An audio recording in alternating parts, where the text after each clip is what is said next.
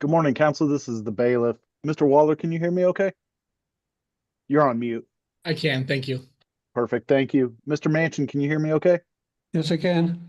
Thank you. Before we begin, please note the oral argument is being recorded by the court and live streamed for public access. Any audio or video recording of the argument by any person unaffiliated with the court is prohibited. The 4th District Appellate Court of the State of Illinois has now convened. The Honorable Thomas M. Harris presiding. Good morning. This is case number 4-24-1022, People versus McKinney. Counsel, first, may we have appearances for the appellant James Waller for the appellant. and for the appellee? David Manchin with Illinois Appellate Prosecutor for the state. All right. Before we proceed to hearing argument in the case this morning, I'd like to address a couple of matters. First, I wish to note that this case had previously been set for oral argument for May the 6th at 1 o'clock. The court was ready to proceed. Mr. Waller was present. Mr. Manchin, you were not present. Before we begin, we're going to ask that you first explain the circumstances as to why you did not appear for argument on that date. There are a couple of other matters that I'd like for you to also address. One of which is there was a motion to reset oral argument that was filed by the appellant in this case. And based on my review of the record here, it doesn't appear that there was ever a response filed by the state to the motion.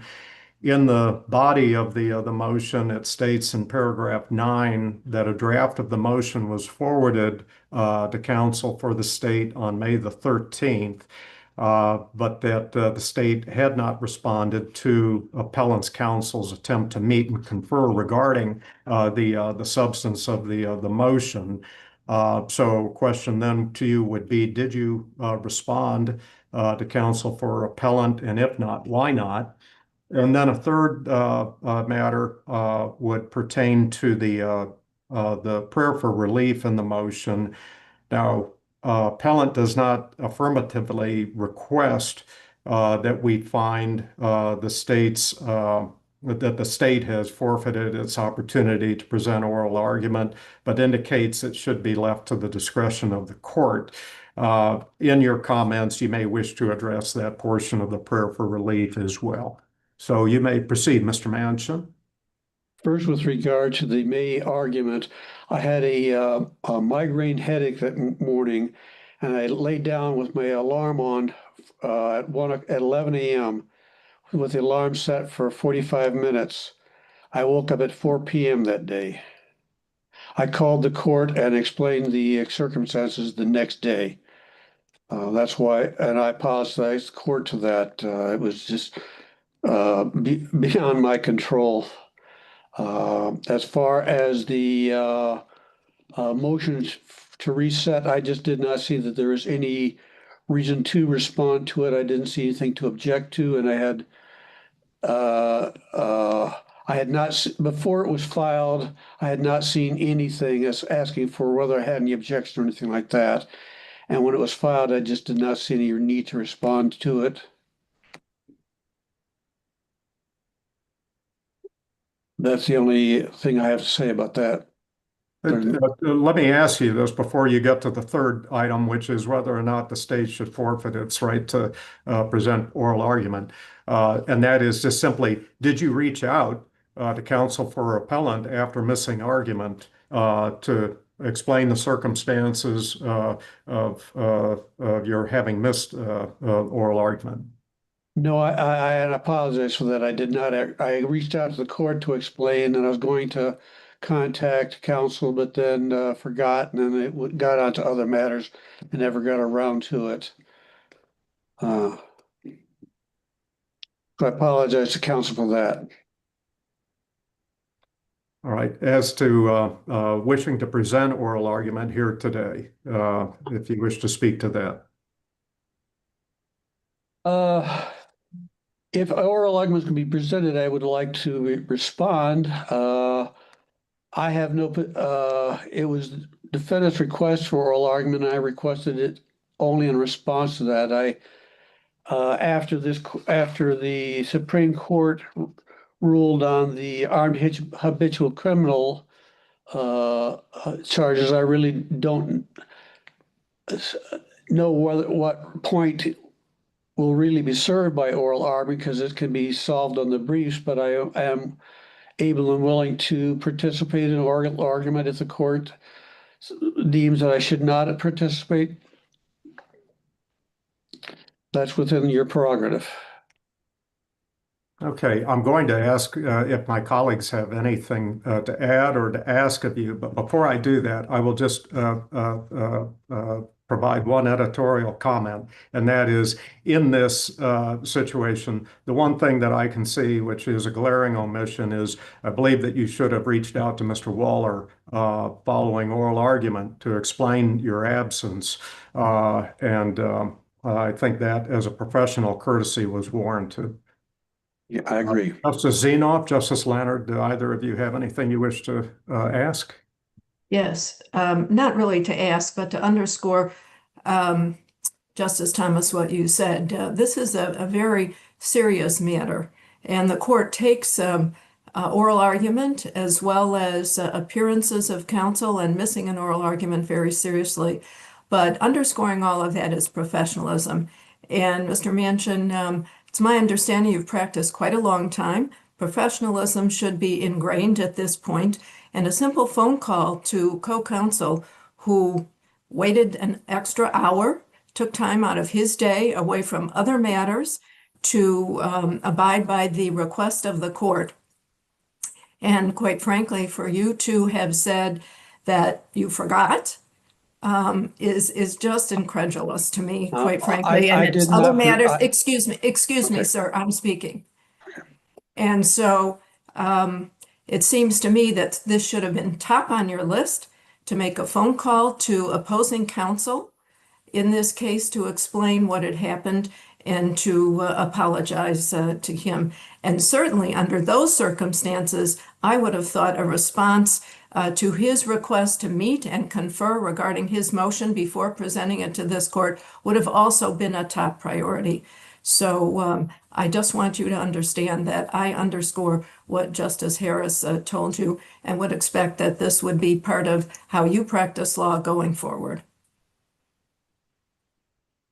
All right, Justice Leonard.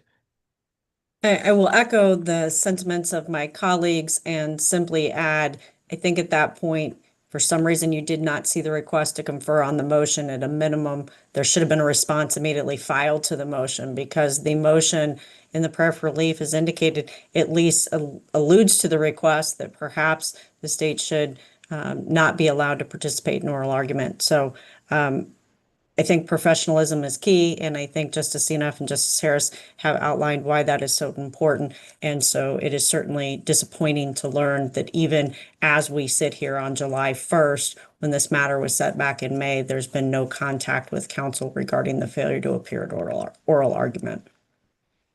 Okay, I thank my colleagues then for their comments as well. Mr. Manchin, I'm going to trust that this is something that we will not see again, and I hope our comments have not fallen on deaf ears.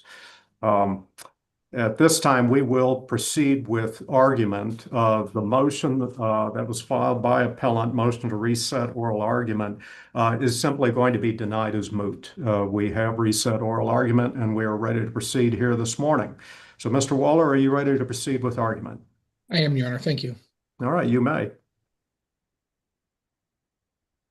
You're muted.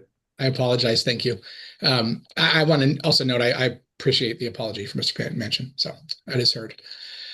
May it please the court and counsel. My name is Jim Waller. I'm with the Appellate Defender's Office. It's my pleasure to represent Troy McKinney before you here today. I appreciate the court's time this morning. I intend to use it to explain why Troy is entitled to a new trial. As the court's aware, as counsel's aware, the Supreme Court has decided People v. Wallace That case adopted the state's interpretation of the armed habitual criminal statute. I accepted it generally forecloses our first argument. We asked that the argument be preserved, but I'm not going to dwell on it today. That leaves us with the problems of the trial itself. Specifically, the court's conduct and defense counsel's lack of response to that conduct, as well as other failures. The judge's comments in this case supplanted the jury's exclusive role. This case was always going to rise and fall on credibility and the precise timing of when Troy left the house and why. There were no fingerprints on the weapon, no unbiased witnesses, no conclusive evidence of ownership or possession of the weapon. The jurors had to decide whether to believe the state's theory that Troy ran outside to move a gun from a vehicle because he heard Ms. Adams call the police, or the defense's theory, which maintained that the gun found outside the apartment was not Troy's and that he never even knew the police had been called. The court has already identified this as an important question in this case. In that delicate credibility context, a neutral referee is crucial. But the record shows here that Judge Lyons stepped out of his lane again and again, placing the full weight of the bench on the prosecution side of the scale. He misstated critical facts. Mid-trial, Judge Lyons informed the jury on his own initiative that Ms. Adams had testified that Troy, quote, ran outside because I called the police, unquote. That statement never appeared in the evidence, ever. In this trial, that because meant everything. It turned an ambiguous exit, Troy stepping outside before officers arrived, into proof of consciousness of guilt. That ambiguity was the entirety of the evidence on that point, until the court created the consciousness of guilt by making that up. Judge Lyons also added editorial asides that telegraphed a bias against the defense.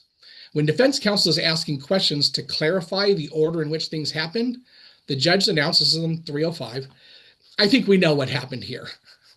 Well, you may, but I got 12 other people who I need to talk to here, Your Honor. Those 9 words told the jury that the court had already made up its mind about who was telling the truth. But then Judge Lyons went on for the rest of 305 and into 306, telling the jury what he thinks happened and what he believes people testified to. He totally glossed over details and timing that mattered, particularly in a domestic battery trial, saying that Ms. Adams somehow got butter on her somewhere along the way. Defense counsel was arguing that physical aggression by Adams precipitated the struggle. But the court, telling the jury that she got butter on her somewhere along the way in a passive voice, trivialized that argument and ignored the defense's theory that these things were caused by Adams's own aggression and actions. And then he just flat out demeaned the defense's theory. When counsel tried to suggest that Ms. Adams might be the aggressor, the judge scoffed, telling the jury that a contract case or civil court was the proper forum for that argument.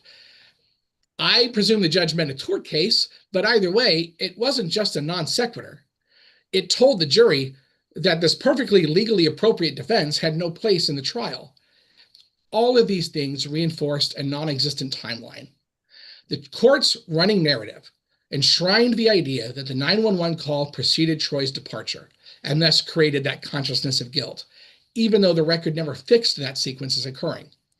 The court cut off defense counsel's attempts to clarify that sequence. Illinois law makes reversal mandatory when the judge's words imperil the jury's independence. In People v. Sprinkle, Supreme Court held the judge may not comment in a way, that conveys to the jury an opinion as to the credibility of a witness.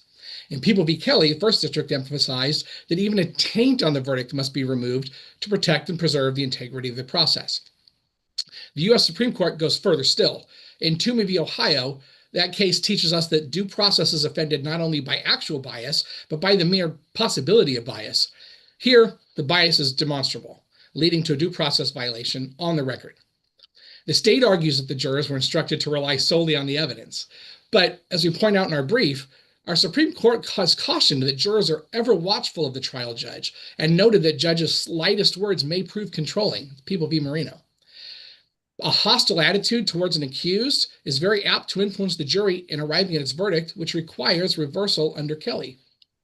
Now, to affirm, the state must show beyond a reasonable doubt that their error had no effect on the verdict. In a case hinging on whether Troy knew the police were coming, the judge's statement creating that very knowledge out of nothing can't be harmless. It's something it's a burden the state just can't shoulder here. Excuse me, Mr. Weller, I do have a question.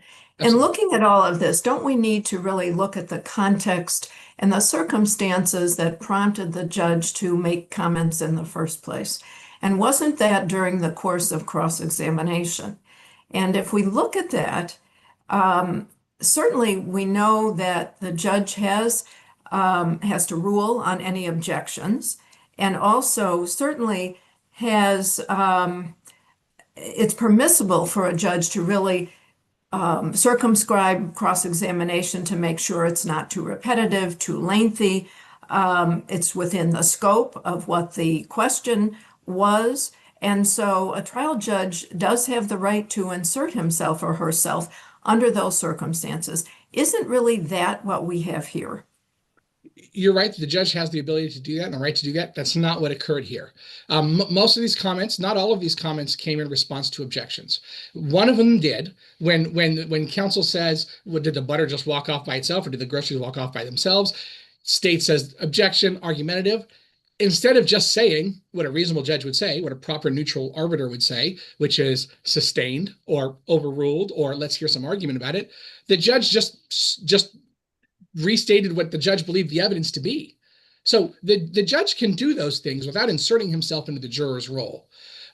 Also, as far as circumscribing, because you're right, it is a claim of ours that the judge basically cut off defense cross-examination here. The judge can do that on a lengthy or repetitive cross-examination.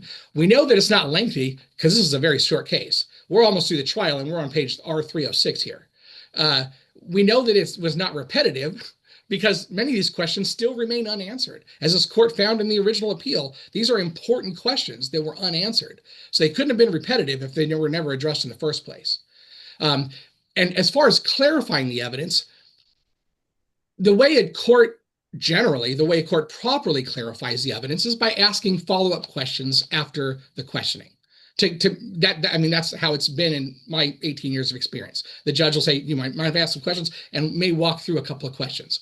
The judge doesn't clarify the evidence by telling the jury what the evidence is. That falls well outside of the definition of clarifying and well outside of what the court's allowed to do. So all of those things, and again, there are certain circumstances where we would give the court the benefit of the doubt. And we would say on a cold record, it's hard to say that this is telegraphed in a real bias against the defense. Judge Lyons has lost the benefit of the doubt in this case. In this case, if nothing else, I generally cited to all of his comments and behavior during pretrial, during post-trial. Those are maybe more relevant on the first appeal, so I kind of summarized them here. But, you did everything but beat your chest. I'll give you something to cry about. You want to go to jury trial? I'll take you to jury trial. Let's go tomorrow. Well, he didn't even have an attorney in the room. There was bias against the defense throughout the whole trial, and that was clear, and there's no benefit of the doubt that it wasn't clear coming through on the record here. So because of the judge's behavior on its own, a new trial is required.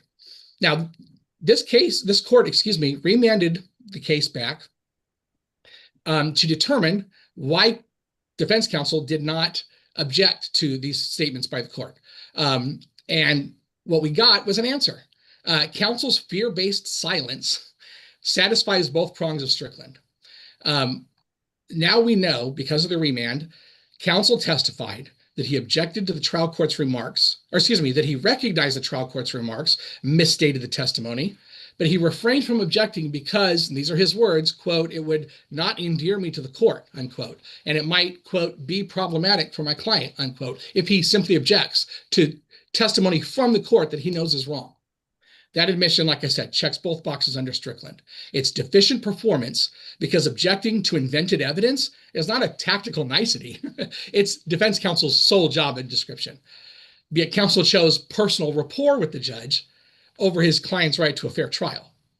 And we know it's prejudicial because the judge's remarks alone supplied the sole direct evidence of Troy's knowledge that a gun even existed, let alone that he knowingly possessed it and went out and moved it. Without an objection, the jury heard that uncorrected, and no curative instruction was given. So all we need to show is a reasonable probability, even less than 50%, that a different outcome may have occurred.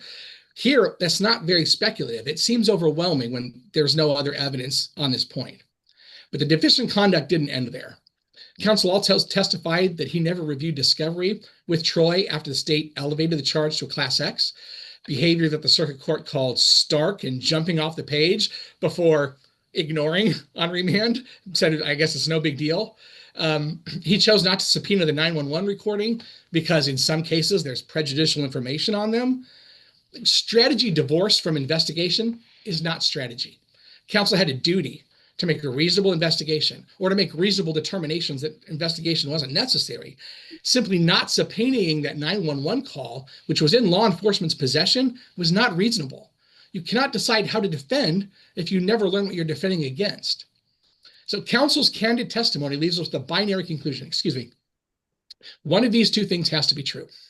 Either his fear was well-founded and Judge Lyons would indeed punish objections, in which case the trial was tainted by judicial intimidation, requiring a new trial under argument 2, or the fear was irrational, and counsel's silence was objectively unreasonable under Strickland, requiring a new trial under argument 3. Excuse me. Under either alternative, the Sixth Amendment was violated and the conviction can't stand. The American jury trial is built on 2 pillars, an impartial judge and zealous, unafraid advocacy.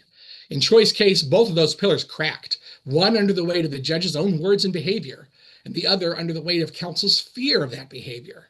The Constitution does not permit a conviction erected on such a foundation to stand. When the judge demonstrates this kind of bias, intentionally or otherwise, and defense counsel feels too cowed, too intimidated to object, the case must be retried. So we ask this court to vacate, remand for new trial. Thank you. If there are no other questions, I'll speak with you again shortly. All right, thank you. You'll have time in rebuttal. Mr. Manchin? May it please the court, counsel.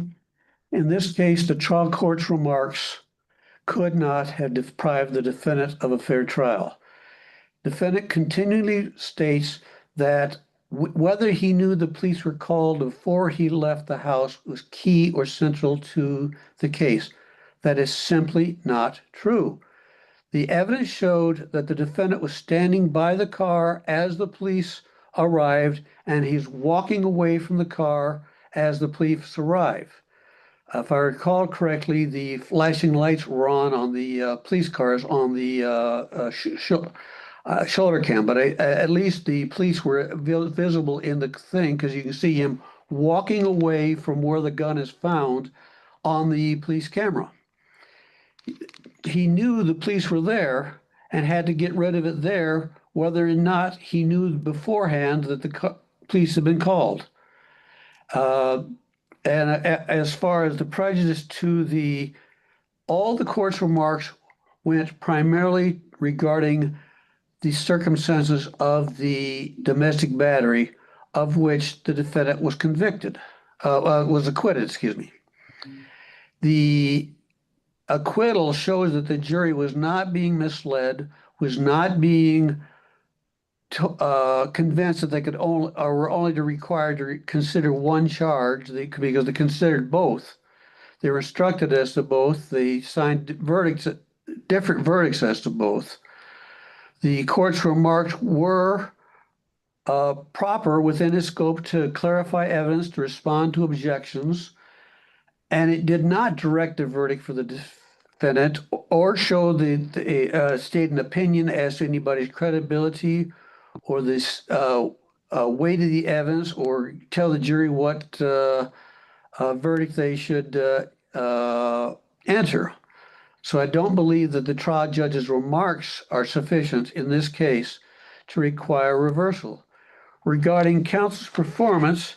Counsel, if I may, Mr. Manchin, Yes. there before you proceed. With regards, though, in particular, and I know you've addressed those in response to the objection, but when it comes to the issue where the court states he went outside because I called the police, when he's talking about Ms. Adams' testimony and he rephrases it in that way, would you not concede that that is inaccurate? He is not the trier of fact, and that is not what she testified to. Her testimony was eventually he went outside. Yeah, he went out the door. Did he leave with anything? Because I called the police. That a reasonable interpretation of that is the defendant left because he went outside because I called the police. It's not that blatant or mistake that much of a misstatement or a misinterpretation of that statement. I He think it went could out be the an door because I inference. called the police. I think it could be an inference, but I think the point is he was not the trial judge was not the trier of fact. We had the jury. So while it's an inference, it is not a specific quote as to what she testified to. Would you agree with that statement? It's not an exact quote, correct. Okay. Uh, So even if we presume for the moment that that particular comment, and I'll say for the purposes of this hypothetical, only that comment is improper, then I guess specifically, would you address counsel's suggestion, though, that this particular piece of evidence would have changed the outcome, and specifically impacted the conviction if we find under my hypothetical that this is the only statement that was improper? well, the evidence regarding the gun charge was that the defendant was standing by the car, walked away quickly as the police arrived. The gun was found in the alley. It was in a gun case that was described by the girlfriend as being the defense gun case. Nobody leaves a gun laying in an alley unless you're dropping it to avoid the police. Given the timing of when the police arrived, the timing when the defendant walked away from the car, where the gun was found, the similarity between the case found and the case described by the witness, the conclusion that the defendant was possessed that gun was overwhelmingly, regardless of whether he knew not the 911 call was made beforehand. Because again, the evidence showed that the defendant is walking away from the car as the police are arriving and as the police are walking towards that car. You see him on the shoulder cam walking away from the car where the gun was found, from the side of the car where the gun was found, walking in a rapid, what I would suggest would be a rapid pace. The conclusion that that is his gun is inescapable, regardless of whether he knew 911 was called before he left the building. And I don't think his knowledge of the 911 call can be called central or key or pivotal in any sort of way or sort of form. Thank you. Okay. And with regard to counsel, the testimony at the was a full Frankel hearing with a new attorney representing the defendant with testimony from both defendant and trial counsel. So the standard is whether the decision made by the trial court below was manifestly erroneous. And the trial court found that the question, as far as both the failure to object and the lack of sharing discovery and the failure to subpoena were all did not establish ineffective assistance of counsel. And I believe that that decision is not manifestly erroneous. With regard to the failure to subpoena the 911 tape, counsel testified that he was familiar with his contents and was aware that it referred to a gun, and he did not subpoena the tape for presenting to the jury because he did not want the jury to hear that evidence of the witness on the phone referring to a gun because of the gun charge.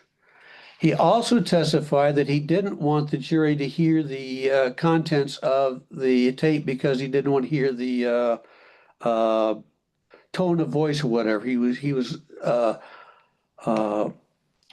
just chose not to present the tape because of as a matter of strategy or tactics. We cannot establish prejudice from the failure to subpoena the tape because that tape is no longer in existence. So any claim that there's something on the tape that would be helpful to defend it is pure speculation. This was the decision not to present the tape and to subpoena the tape was a matter of judgment or strategy, and defendant cannot establish prejudice. With regard to the discovery, counsel testified that he had defendant read this discovery prior to the first trial, that he went over he reviewed the case with the defendant before the second trial, but he did not have the defendant read discovery a second time for the second trial. That is not ineffective assistance. That is within judgment of counsel as to how do you share discovery.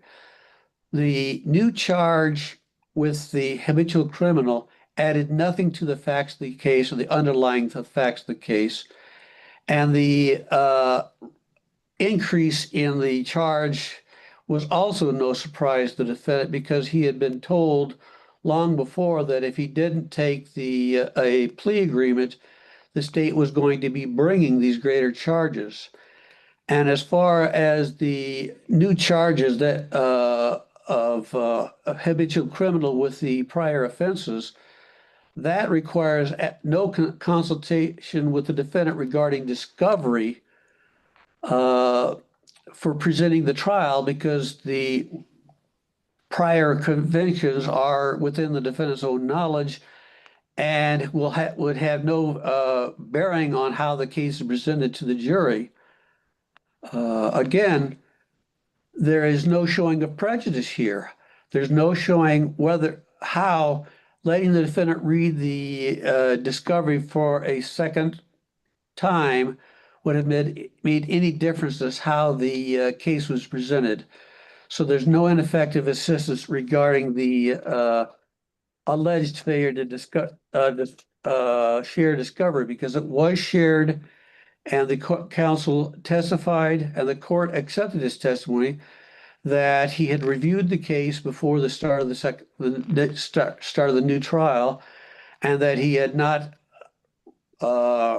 had provided the discovery to the defendant again before the second trial, because there was just nothing new that will require the sharing the discovery at that point.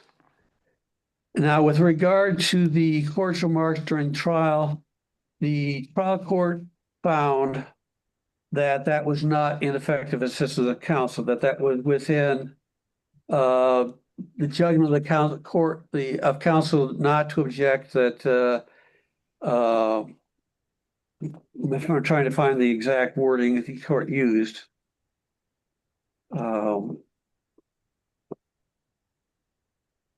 The court, it's on page 571 of the record. I come down to the side that it did not impact the case such that any effective assistance for challenging it was not or would not have changed the outcome of the case or arguments that would have been made. That is the trial court's ruling regarding the failure to object to the court's remarks. That the counsel's failure to object could not have impacted the trial. That opinion, that decision, that judgment is entitled to wait and can be disturbed only if manifestly erroneous, and I don't believe it is. Counsel explained that he did not object because he was afraid of not only of the judge's reaction, but how the jury would respond to any objection. And it is within matter judgment for counsel not to object to a matter for fear that the objection itself would draw more attention to the matter than not objecting. So I submit that the trial counsel's handling of the court's remarks did not represent ineffective assistance of counsel, did not represent deficient representation. It was a reasonable, on-the-spot decision by attorney in the middle of the trial having to make a quick judgment, and I think it's one that a reasonable attorney could have made or would have made. And in fact, somebody else would or could have acted differently does not establish ineffectiveness. If there are no further questions, I will stand on my argument. All right, thank you. Mr. Waller, rebuttal argument? Thank you, Your Honor. I guess to go through this chronologically, it's not just me that's saying that this is an important question in the case, or that this is a crucial question in the case. everybody on the Zoom right now, except for Mr. Manchin, has made this finding already. It was basically law of the case in the previous appeal. It said this was an important question in the case, whether Troy knew the police had been called, whether he left before the 911 call had been made. And I would, the record speaks for itself. I would ask the court to watch that video because counsel has made several representations about the facts of the case that are simply not true. The police car lights were not on. The officer approaches from the other side through an alley from another set of residences from another street in the dark. He's got his thing activated, but you can't see much because it's dark and there are no police lights on. As he's walking up, Troy is saying, "You're going to jail," to Ms. Adams. So there's maybe a rebuttal against consciousness of guilt right there. The officer walks up and turns his light on as Troy is walking towards him. He says, "Put your hands up." So Troy's got his hands up and walking towards the officer. You can say he was walking from where the gun was found. You can say he was walking from the vehicle. You can say he's walking from the back door of the house. It's hard to tell with the layout. But you can't just say he's walking from that vehicle and ignore the entire rest of the world that's standing behind Troy McKinney at that point. And while we're talking about the record and what it actually says, on remand, counsel did not testify about not subpoenaing the 911 call because he was worried there was a gun, mention of a gun on the recording, or the tone of the voice. That is entirely invented by Mr. Manchin here for the oral argument. He never says anything about that. He only says that sometimes they say, I've had to call 15 times. Here I am speculating, but counsel doesn't say anything about the gun or tone of voice. It just that it has oftentimes prejudicial information, not anything specific about this case, but just in his experience, that they'll say, "Oh, yeah, he's beat me up 15 times before." He's worried that the jury might hear something like that, but she doesn't even know because he didn't even listen to the recording. And the fact that it was in law enforcement possession and not tendered in discovery on its own, frankly, should have flagged to any reasonable criminal defense attorney that maybe it's not inculpatory, maybe it's actually exculpatory. But I'll leave that aside. Counsel never said anything about being afraid to object because of how the jury would have interpreted that. Again, that's pure invention today. Counsel said it would not endear me to the court. I didn't think it would go well for my client. Didn't say anything about the jury's interpretation of that. That was not part of his consideration. It was purely fear and reticence of retribution from the court. So all of these benefits of the doubt counsel's trying to give come from him. They're not on the record. That's all I'll say about that.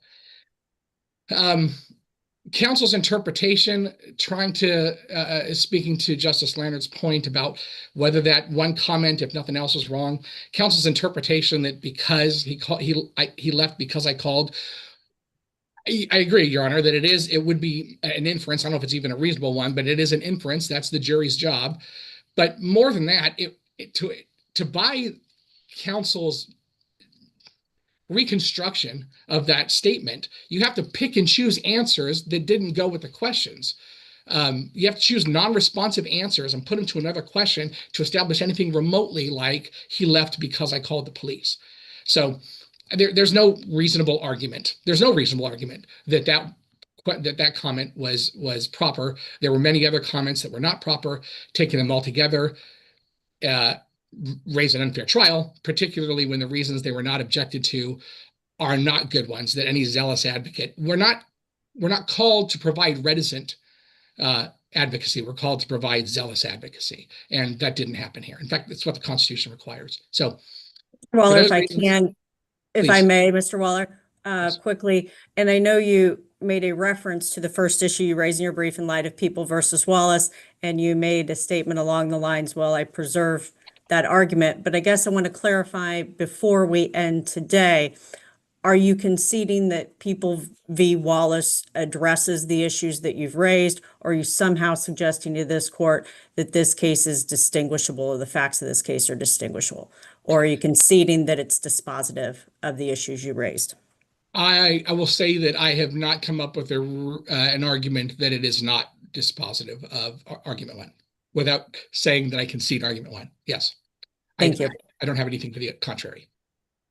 So with that in mind, we ask for a new trial. And thank you for your time. Okay. Thank you, Mr. Waller. Thank you both. The case will be taken under advisement and the court will issue a written decision. The court stands in recess.